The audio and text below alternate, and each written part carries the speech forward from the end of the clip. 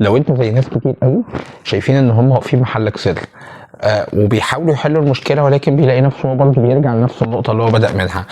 ممكن يكون موجود في شغل ففكر ان هو يسيب الشغل ويروح لشغل تاني، برضه لا، الموضوع الواقع زي ما هو. اتنقل من مكان لمكان، فبرضه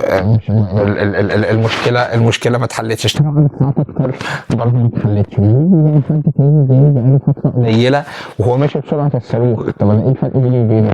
الفرق بينك وبينه 3 حاجات هنتكلم عنهم النهارده في الفيديو، هم دول ال3 حاجات اللي كافيين ان هم يغيروا حياتك المهنيه وحياتك الوظيفيه للابد. اهلا بيكم في حلقه جديده. خلونا نتكلم النهارده عن 3 مهارات. ال3 مهارات دول لو مارستهم في حياتك وركزت فيهم هيودوك في مكان مختلف تماما في سوق العمل. هيدفعوا سعرك قوي. لو انت بتاخد جنيه انت هتاخد 3 4 5 10 اضعاف، وممكن اكتر من الرقم اللي انت بتقدر ان انت تحققه. وبنفس عدد الساعات اللي انت بتشتغل فيها. اول حاجه في المهارات ديت هي المهاره نفسها اللي هي سكيل. وهنا سكيل احنا هنا بنتكلم على ان تعريف المهاره نفسه هو اللي مختلف من شخص للتاني، لان في فكره المهاره عند شخص اللي هو انا اخدت مؤهل جامعي، محاسب دكتور مهندس، فانا خلاص بالمؤهل الجامعي بشتغل بتاعي. وده طبعا بيفرق حد عن حد تاني من ناحيه ان انت اتعلمت حاجه لمده زمنيه وبدات ان انت تمارسها وتكررها لسنين كتير قدام، فبالتالي انت وقفت حد التعلم بتاعك وحد المهاره بتاعتك عند سنين التعلم اللي هي السنين الجامعيه. طب الشخص اللي هو بيتعلم، او كلمه المهاره اللي احنا بنقصدها في الفيديو ده ايه؟ لانك انت توصل لما وصل ليه منتهى العلم، او توصل لما وصل ليه العلم في الوقت الحالي، فتقدر ان انت تتكلم لغه ناس تانية مختلفه عنك. فلو انت معاك مهاره معينه، فانت محتاج اول حاجه ان انت تتعلم لغه عشان تعرف تخاطب بيها اكتر من جنسيه. ما تقدرش ان انت تخاطب الناس اللي انت بس بتتعامل معاهم. ولو انت بتتعلم، يعني لو انت مثلا راجل مهندس، فانت ما عندكش جزء اساسي من الهندسه هو الاداره. فلو انت مش متعلم اداره فانت هتفضل راجل مهندس مواقع، بتفضل طول عمرك بتنزل وبتعمل. لو ما اتعلمتش علم اداره، الاداره اللي هو هيخليك تروح للمانجيريال ليفل، اللي هو هيخليك في مكان مختلف، مش هتطور في حاجه. لو انت راجل محاسب بس هتفضل محاسب، سعرك اللي هو البسيط اللي انت بتشتغل بيه. ولكن لو انت محاسب رحت اتعلمت مثلا CMA، رحت دخلت في مجالات تانية في المحاسبه، رحت خدت التخصصات الاكثر ندرة، هتلاقي نفسك بقيت لا، سعرك بقى اعلى في السوق. فاول حاجه نفسها هي المهاره. فانت اول حاجه محتاجه ان انت تتعلم المهاره، ولكن تتعلمها على اللي السوق العالمي بيحتاجه، مش السوق الناس اللي حواليك او شغلك اللي انت موجود فيه بس اللي بيحتاجه. ده لوحده كفيل ان هو يخليك ان انت لو موجود في شغل فانت بس اتعلمت لغه وداك في مكان تاني، لانك بتعرف تتواصل معاهم باللغه. لو انت بتعمل شغل فانت اتعلمتها كمهاره، فانت تقدر ان انت تعملها كفريلانسر، فانت لانك اوريدي مكتسب المهاره، او تقدر تعملها كشغل اضافي، تقدر ان انت تعملها في اكتر من مكان، او تقدر تجرب تعمل ديجيتال كورس او ديجيتال برودكت تقدم فيه المهاره اللي انت اشتغلت عليها. يبقى اول حاجه عندنا المهاره. تاني حاجه بقى، وديت انا بعتبرها الكلمه اللي انا طلعت بيها في حياتي، هي ليفرج. ويعني ايه ليفرج باللغه العربيه؟ ترجمتها الحرفيه الرافعه. طبعا كلمه الرافعه دي معناها ايه؟ معناها ان انت دايما لما تفكر سمارت نو هارد. كلمه الرافعه معناها ان انا، هي جت منين اصلا الرافعه؟ يقول لك الرافعه دلوقتي انت لو بتلعب، عارف لعبه التنين، ان هو انت هتكون انت موجود في كفه وحطيت حاجه تانية في كفه. يقول لك ان الرافعه ان انت هتبذل مجهود كبير قوي، ولكن هتبذل مجهود كبير. او تخيل معايا ان انت بتشيل كوره، بتشيل صخره، الصخره ديت وزنها 1000 كيلو، وبتحطها على طريق عشان تنزل منه بشكل كبير، او انت طالع طريق، تمام؟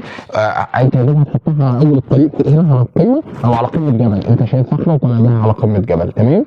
شوف الصخره وانت شايلها على قمه الجبل وطالع، مجهود جبار، غير الشخص اللي طالع خفيف الجبل بيتحرك براحته وطالع الجبل ما عندوش اي مشكله. لا، ده انت شايل صخره وطالع بيها والشمس، وتخيل كم مره خدت مخاطره ان الصخره دي ممكن تقع منك. طب ايه اللي حصل في طريقك لصعود قمه الجبل؟ انت عارف ايه اللي حصل؟ الليفرج اللي حصل في الطريق ان انت فكرت في كذا مره سمارت، ان انت طب ما انا بدل ما اشيل الصخره على كتفي ممكن اشوف حاجه ذكيه، ممكن بدل ما اشيل الصخره ازقها بس واخليها توصل لكل مطب لوحده. طب ما انا ممكن لو لعبت شويه حديد كده فيبقى عندي عضلات، فبدل ما بشيل 10 كيلو ولا بشيل 50 كيلو ولا بشيل 100 اقدر اشيل الصخره، اقدر اشيل 500 كيلو. فاللي حصل ان انت فكره الليفرج بقى ان انت كده كده طالع الجبل، فاستثمرت طريقك وانت طالع الجبل ده، وكده كده معاك صخره شايلها تمام، اني انا ازاي اقدر اطور المنتج بتاعي. كمان اسعى على الحياه العمليه، انا كده كده عندي حاجه بقدر ان انا اقدمها، انا كده كده بقدر ان انا اعمل بروفايل، بعمل بروفايل احترافي جدا على لينكد ان او على او بعرف اعمل كويس للناس. طب ايه المشكله ان انا الخدمه اللي انا بعرف اقدمها ديت اللي هو السي في ولا لينكد ان اكونت، اروح ابيع الخدمه ديت واقول اللي عاوز يعمل لينكد ان اكونت او عاوز يعمل سي في احترافي انا ممكن اعمله له، والخدمه دي باكس اماونت فلوس. اوكي، طب ايه اللي يمنع ان انا بعد فتره اشوف ناس شاطره وحريفه فهي اللي تبدا تعمل الخدمه ديت وانا اللي اكون بماركت للخدمه نفسها؟ طب ايه اللي يمنع ان انا اعمل كورس ديجيتال وبعد كده او ديجيتال برودكت بعد كده اقول للناس ازاي تقدر تعمل حاجه زي كده وابيع الكورس ده؟ الفكره هنا في الليفرج ايه، او فكره الرافعه. فكره الرافعه ان انا طول اللي انا بدل ما انا عندي لو انا عندي مهاره او عندي موهبه معينه، بدل ما بستخدمها مره استخدمها في اكتر من نطاق في نفس الوقت. ممكن استخدمها ان انا اشتغل بيها فول تايم، وممكن استخدمها ان انا اعمل بيها منتج رقمي وابيعه، وممكن استخدمها اني انا اقدمها كفريلانسر لناس، وممكن استخدمها ان يكون معايا تيم اعلمهم نفس الحاجه وابدا انا ابيعه، والتيم اللي تحتي ده يبدا ان هو يشتغل، فبقى عندي بزنس يونت صغيره قادره انها تقدم الخدمه. فكره الليفرج اني انا دايما افكر بفكره الرافعه، ان انا الحاجه الواحده اللي موجوده معايا جنيه، الجنيه ده ازاي اقدر اخليه 2 واخليه 3 واخليه 4 جنيه نفس الجنيه ده. فالرافعه بتخليك تفكر دايما بنطاق مختلف غير الناس العاديه اللي بتفكر. الناس العاديه دايما لما هتفكر انا هشتغل في وظيفه، وانا بعد ما بشتغل في الوظيفه بيجي لي 500 جنيه، بيجي لي 1000 جنيه، بيجي لي 20000 جنيه، اوكي انا ده المرتب بتاعي بصرفه او بصرف جزء منه وبحول جزء منه وبس. انا بشتغل الوظيفه بتاعتي من الساعه 9 للساعه 5 وبس، وبيحط نقطه في اخر اليوم.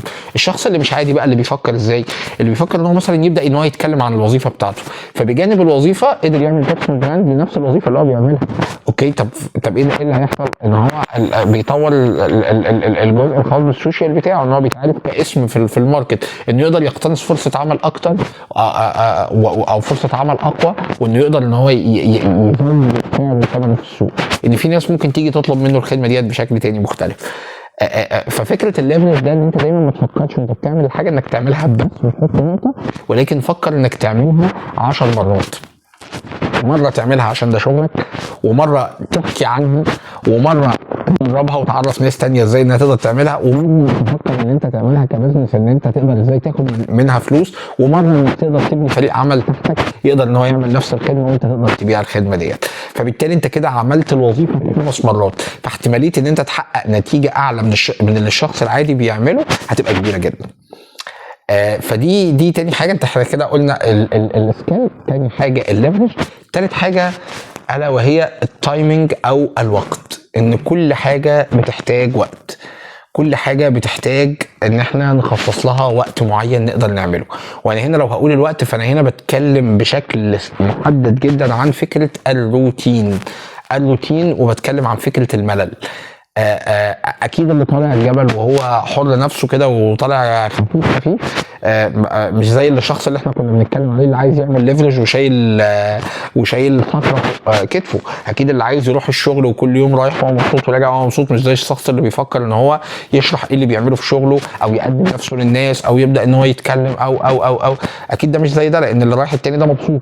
بس اكيد اللي بيحلم حلم مش عادي اكيد برضو او اللي هو الشخص العادي هيحقق نتائج عاديه، والشخص التاني اللي هو فكر انه يعمل الموضوع بشكل مش عادي، فكر انه يتعلم زياده، فكر انه يشرح زياده، فكر انه يبذل مجهود زياده، فكر انه ينتج زياده، فكر انه هيتعب زياده. اكيد هو عايز يوصل لنتيجه مختلفه عن الشخص التاني. طب ده عشان يتعمل محتاج ايه؟ كل اللي احنا بنحكي فيه ده، سواء ان انا عايز اعمل مهاره او ان انا عايز اعمل ليفرج، ده محتاج الروتين، محتاج ان انا اكون مخصص جزء معين من يومي قادر فيه ان انا اطلع منتج معين، او ان انا كنت اتعلم لغه، سواء ان انا كنت هاخد كورس. انا عايز احكي لكم اقول لكم ان اللي انا بعمله دلوقتي ده اللي هو اليوتيوب ده جزء من الروتين اللي انا قعدت فيه عشان اقدر ان انا التزم بيه، اللي هو ان انا كل يوم بعد صلاه الفجر محتاج ان انا اصور افكار الفيديوهات اللي انا كاتبها وابدا ان انا اتكلم عنها. ان انا افضل كل يوم بعد الفجر اذاكر واخلص الكورس اللي انا محتاج ان انا اخلصه. ان انا كل يوم بعد الفجر في الروتين ان اخصص وقت معين اقدر فيه. وهنا انا من اكتر المدارس اللي انا معجب بيها واللي انا بدات ان انا التزم بيها مؤخرا هي مدرسه اليكس هارموني. فهو بيتكلم فكره ان انت بدل ما تفرهدش نفسك في اول اليوم. اول اليوم هو فرصه ذهبيه في انك تعمل اكتر المهام اللي ممكن تغير في حياتك، اللي ممكن تسمع بشكل مباشر في حياتك. فانت في اول اليوم قدامك فرصه ذهبيه في ان انت تكون مركز وفي صفاء ذهن.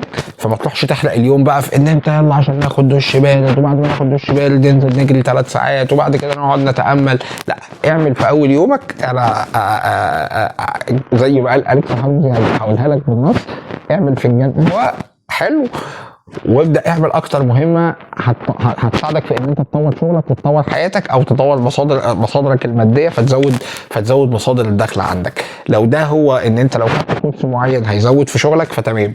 لو ده في ان انت تبدا ان انت ترد على العملاء، او ان انت تعمل بوستات، او ان انت تحكي، او ان انت تكتب حاجه معينه فتمام. لو ده في انك تخلص مهام معينه في شغلك، او تصور حاجه معينه تتكلم عنها فتمام.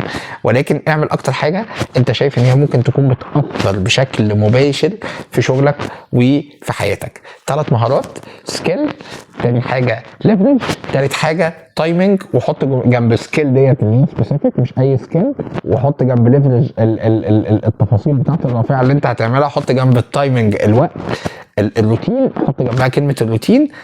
صدقني 3 حاجات لو جربتهم هيغيروا حياتك وهيغيروا مودك وهيخلوك تطلع من نفسك نسخه انت لا يمكن كنت تتخيل انها موجوده فيك.